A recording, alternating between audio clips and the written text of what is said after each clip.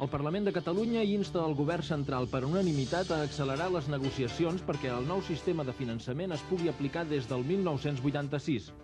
Israel acusa Yasser Arafat de conèixer amb antelació l'atemptat que preparaven els segrestadors de l'Achille Lauro. L'actor nord-americà Yul Brynner ha mort als 65 anys d'un càncer de pulmó.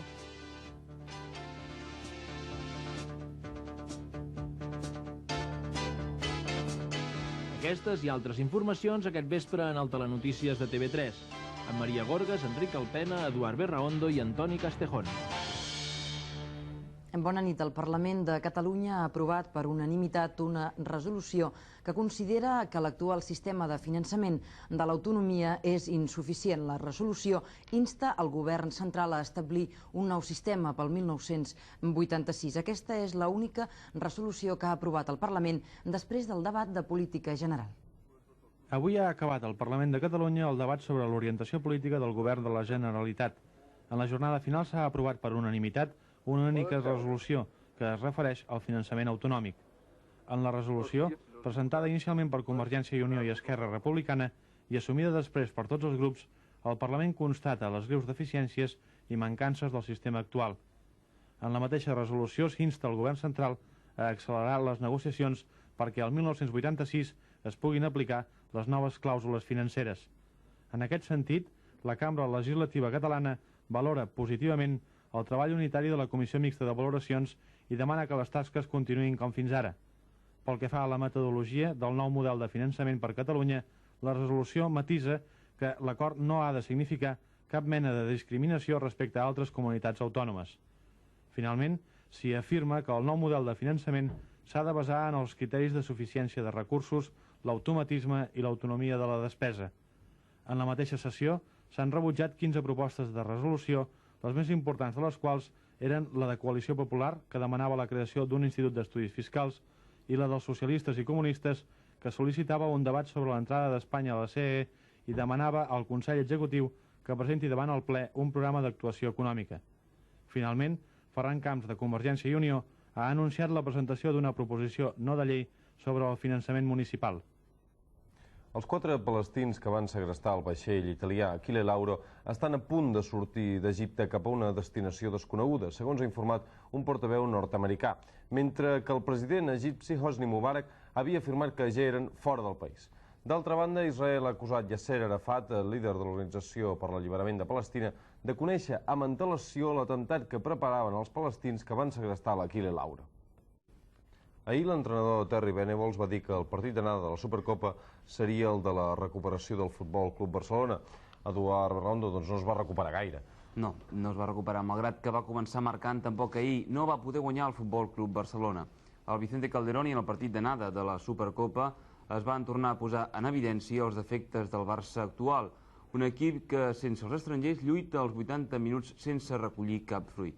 Però el fet més destacable del partit d'ahir no va ser el resultat, 3-1 pels madrilenys, ni el futur d'una competició bastant devaluada. El més destacat va ser el ball de bastons que va protagonitzar els jugadors dels dos equips. La duresa va caracteritzar el partit d'anada de la 4a Supercopa d'Espanya disputat ahir a l'estadi Vicente Calderón, a Madrid. Els jugadors del Futbol Club Barcelona i els de l'Atlètic de Madrid es van dedicar més a la guerra subterrània que no pas a jugar a futbol, davant l'increïble arbitratge del senyor Marín López, que deixava de sancionar no tan sols entrades fortes, sinó agressions sense pilota fetes davant d'ell mateix. L'enfrontament entre els barcelonistes i els jugadors de l'Atlètic de Madrid va ser molt més dur que el del partit de Lliga que es va jugar al mateix escenari fa unes setmanes. Principalment el duel entre Clos i Arteche va ser constant i molts altres jugadors es van excedir a l'hora de disputar les pilotes al contrari. Marín López va ensenyar 5 targetes, totes grogues, que no van ser pas les que necessitava un partit com aquest. Els amonestats van ser Clos per protestar un cop de colze d'Arteche, Víctor per una entrada a Quique, Calderé per protestar, Arteche per agredir Clos i Gerardo per fer caure Tomàs després que aquest el va agredir prèviament. Seguidament podrem veure com Tomàs dona un cop de puny al cap al defensor barcelonista. Bueno, la verdad que la dureza en el partido, eso es normal, ¿no? Porque en cada partido pues hay esa entrada. Lo que no es normal son los puñetazos cuando va a rematar un córner o los codazos. Eso es lo que no veo normal. Pel que fa al joc, el Barça va ser superior en els primers minuts i es va avançar en el marcador gràcies a un cop de cap de Clos. Quan faltaven 5 minuts pel final de la primera part, Alexanco va cometre un error que Julio Alberto no va poder evitar i Cabrera va aprofitar la situació per batre Amador.